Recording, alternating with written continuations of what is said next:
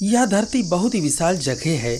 यहाँ आपको एक से बढ़कर एक खास जगह देखने को मिलती हैं, लेकिन पृथ्वी के उन खास जगहों में कुछ जगह इतनी रहस्यमयी हैं कि उन पर यकीन करना बहुत ही मुश्किल हो जाता है।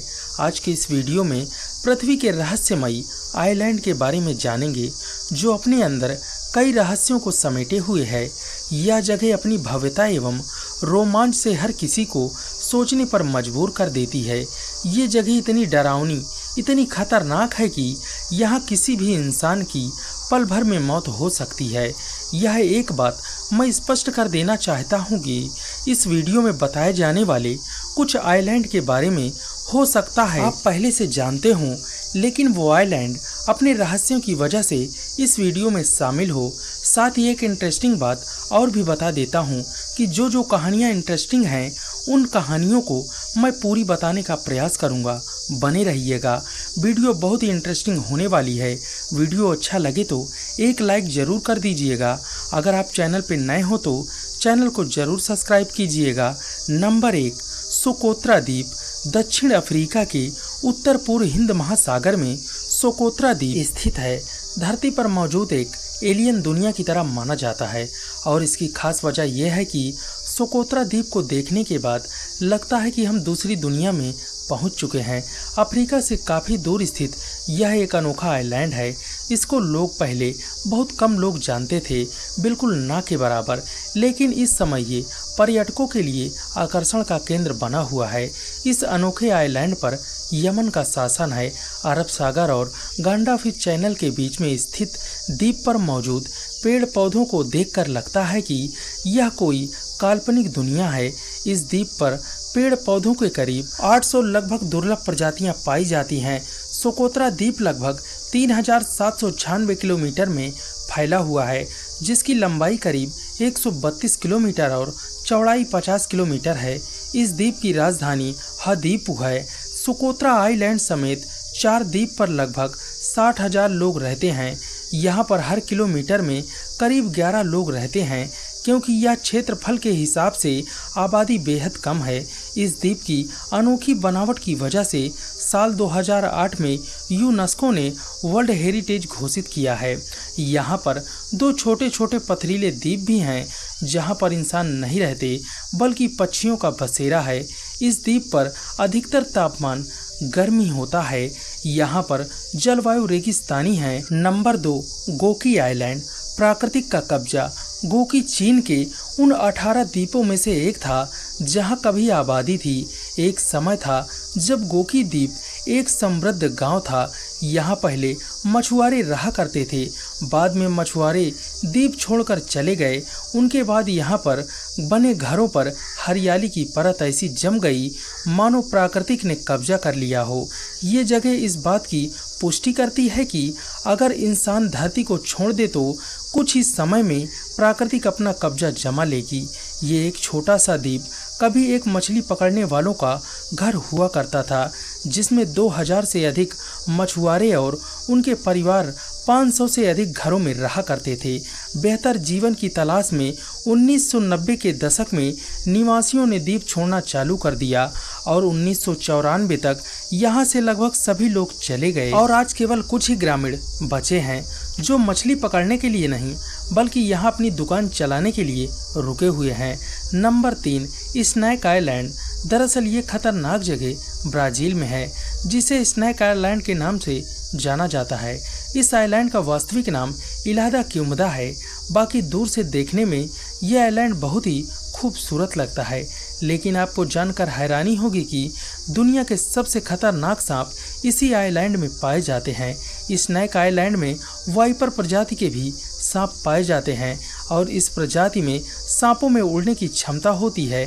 कहते हैं कि इन सांपों का जहर इतना खतरनाक होता है कि इंसान का मांस तक गला देता है। इस आइलैंड पर अलग अलग प्रजाति के 4000 से भी अधिक सांप पाए जाते हैं। ब्राज़ीलियन नेवी ने हम इंसानों का इस जगह पर जाना रोक रखा है। स्नैक आइलैंड पर केवल सांप से जुड़े विशेषज्ञों के ही साथ जाने की अनुमति दी जाती है।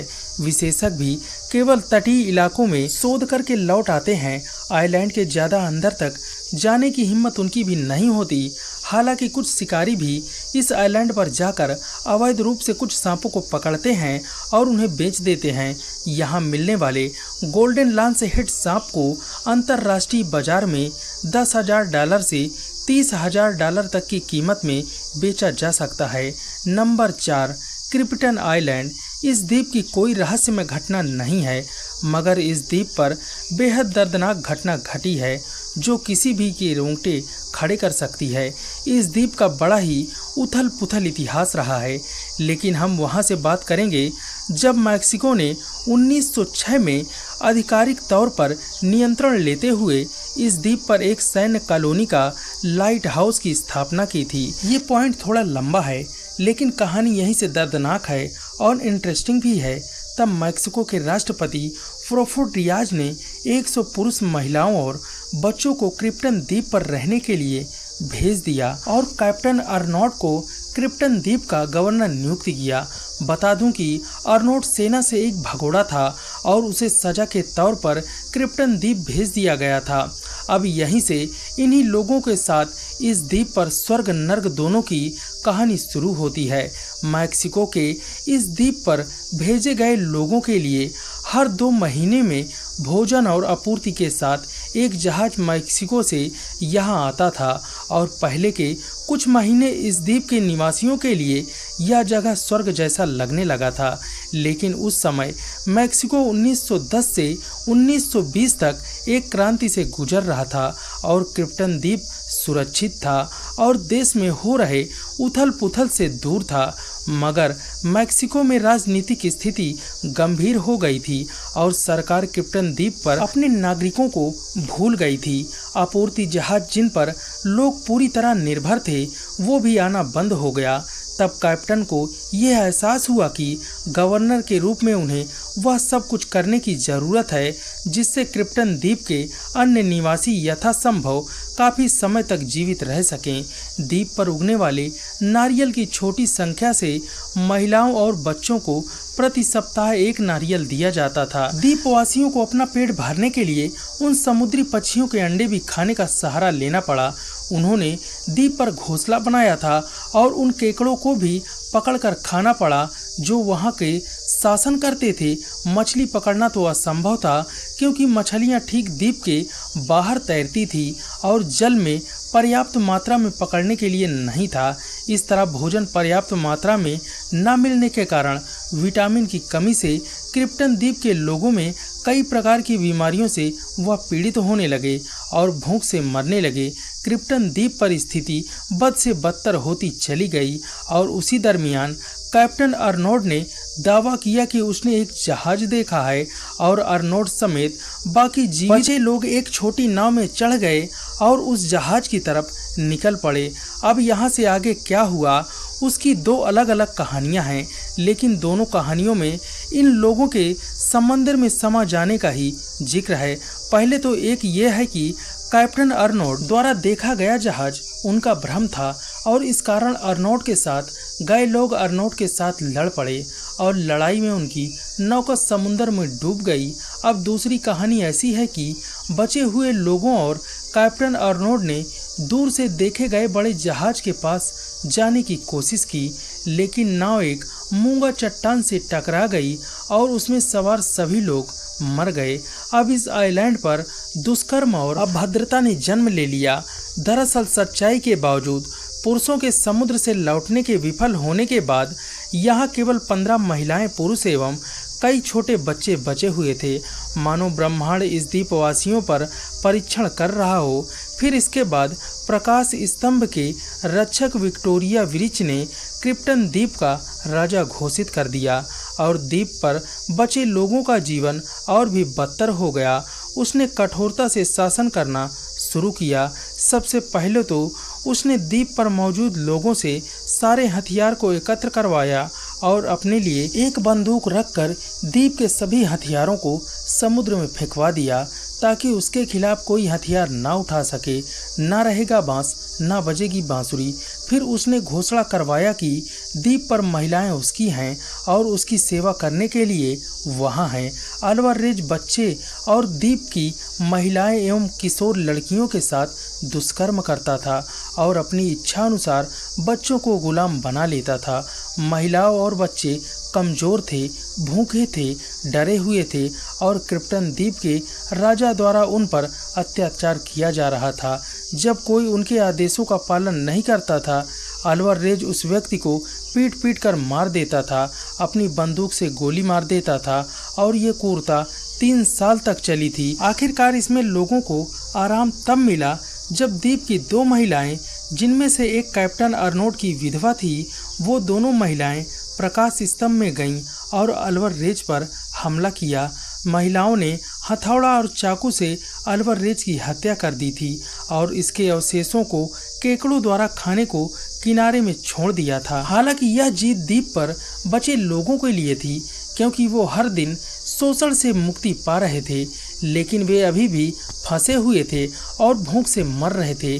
और ये हालात तब तक रहा जब तक कोई चमत्कार नहीं हुआ और आखिरकार 1917 में क्रिप्टन द्वीप के राजा अल्वारेज की हार के कुछ समय बाद द्वीपवासियों ने दूर से एक जहाज देखा, जिसे बरसों पहले कैप्टन अर्नोल्ड ने देखने का दावा किया था।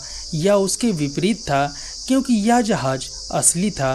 द्वीप पर बेबस लाचार महिलाओं और बच्चों को देखकर जहाज उनके पास आ गया और उस जहाज में सवार लोगों ने उनकी जान बचाई। नंबर 5, डिवोला आइलैंड। डिवोला इटली के निकट में स्थित एक छोटा द्वीप है जो लगभग 42 हेक्टेयर में फैला है। ये द्वीप नेपाल की खाड़ी में स्थित है, जो 2 टापुओं से मिलकर बना है। और आपको यह जानकर हैरानी होगी कि जिसने भी इस द्वीप को खरीदा वो तबाह हो गया। कई मालिकों की तो अकाल मृत्यु भी हो गई। अब इस द्वीप पर कोई नहीं रहता। द्वीप को निर्जन हुए 45 साल से अधिक हो गया है, लेकिन इसके आसपास का रहस्य आज भी कामयाब है। अब इसे दुनिया का सबसे श्रापित द्वीप बताया जाता है और ऐसा कहा जाने का कारण आपके होश उड़ा देगा। इस द्वीप के एक टापू पर एक बेला है, जो कि दूसरा टापू खाली पड़ा हुआ है। एक छोटा पुल एक दूसरे को जोड़ता है, जो केवल कुछ ही दूरी पर एक दूसरे से अलग है। यह पुल बहुत ही संकरा और टापुओं को जोड़ने वाले प्राकृतिक मेहराब जैसे दिखता है। चारों तरफ पानी से घिरा ये द्वीप देखने में बड़ा ही आकर्षक लगता है। डिओला आइलैंड इटली के सब द्वीपों में से सबसे भव्य द्वीप लगता है और यह श्रापित द्वीप अपने मालिकों के अकाल मृत्यु और मानसिक बीमारी जैसी घटनाएं पैदा करने के लिए फेमस है। अब कहानी कुछ ऐसी है कि 19वीं शताब्दी की शुरुआत में इस द्वीप में एक साधु का निवास हुआ करता था, जिसे जादूगर के नाम से जाना जाता था। और वो साधु यहाँ मछली पकड़ने वाले मछुआरों को कभी कभी नजर आता था। जब साधु को किसी प्रकार की मदद की आवश्यकता पड़ती थी, तब अचानक एक दिन वह साधु गायब हो गया और किसी को नजर नहीं आया। उसके बाद से कई अमीरों ने इस आइलैंड को खरीदा और उन्हीं कई अमीर खरीदारों में से बनवाया गया। यह विला आज भी यहाँ मौजूद है। इस आइलैंड के कहानी में इसके कई मालिकों का जिक्र मिलता है, जो इस आइलैंड खरीदते ही रहस्यमय तरीके से घटनाओं का शिकार हुए हैं और आज भी लोग इस आइलैंड पर जाने से डरते हैं। इस आइलैंड का रहस्य लगभग पूरा बता दिया गया है। नंबर 6, पलमायरा द्वीप। एक श्रापित आइलैंड कहा जाता है कि यह द्वीप लंबे समय से श्रापित है और इस पलमायरा आइलैंड पर कोई स्थायी निवासी नहीं है। कहा जाता है कि इस स्थान पर जो कोई भी जाता है वह लौटकर वापस नहीं आता। इस जगह से जुड़ी ऐसी कई घटनाएं हैं जिन्हें जानने के बाद आप दांतों तले उंगलियां दबा लेंगे। सन 1978 से लेकर अब तक यहाँ पर कई अजीबोगरीब घटनाएं हुई हैं। कहा जाता है कि अक्सर इस आइलैंड के ऊपर से उड़ने वाले प्लेन रहस्यमयी ढंग से गायब हो जाते हैं। हालांकि कई लोगों ने इसके रहस्यमय पर्दे भी उठाने की कोशिश की है, उसके बाद भी उन्हें सफलता नहीं मिल पाई। कई लोगों का तो यह भी कहना है कि इस श्रापित आइलैंड पर जो कोई भी जाता है वह कभी वापस नहीं आता। ऐसे कई रिकॉर्ड सामने आए हैं जिनका इस बात का उल्लेख है कि इस टापू पर जाने के बाद कई व्यक्ति वापस नहीं आ सके। हालांकि कुछ ऐसे भी हिम्मतवार लोग थे जो इस टापू पर जाने के बाद वापस लौटकर भी आ गए और उनके मुताबिक इस रहस्यमयी जगह पर उन्हें काफ़ी अजीबोगरीब चीज़ें हुई थी। वे बताते हैं कि उनका कई रहस्यमयी ताकतों से सामना हुआ था।